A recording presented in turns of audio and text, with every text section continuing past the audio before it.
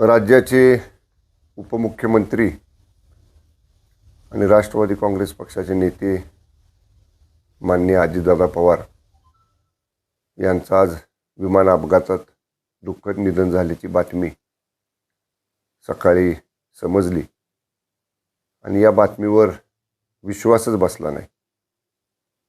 कारण अशा पद्धतीनं अचानक असं अपघातात दादांचं निधन होईल ही मनाला धक्का लावणारी आणि अत्यंत दुःखद घटना आहे.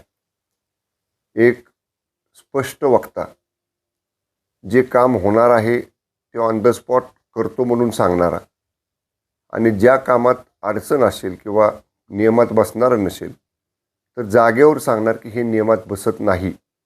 म्हणजे इतकं राजकारणामध्ये स्पष्ट कोणी बोलत नाही. पण कदाचित ज्याचं काम होणार नाही त्याला नाही सांगताना थोडंसं दुःख वाटेल, वाईट वाटेल, पण त्याला परत स्पष्ट समजलं पाहिजे अशी परखड भूमिका नेहमी राजकारणामध्ये, समाजकारणामध्ये, शासनात काम करताना आदरणीय अजितदादांनी ठेवलेली होती. मी 2.5 वर्ष त्यांचा राज्यमंत्री म्हणून काम केलेलं आहे. दादा वित्तमंत्री आणि उपमुख्यमंत्री असताना महाविकास आघाडी सरकारमध्ये मी वित्त खात्याचा राज्यमंत्री होतो आणि आम्ही 3 वेळा मी आदरणीय दादांच्याबरोबर अर्थसंकल्प मांडला विधान परिषदेमध्ये.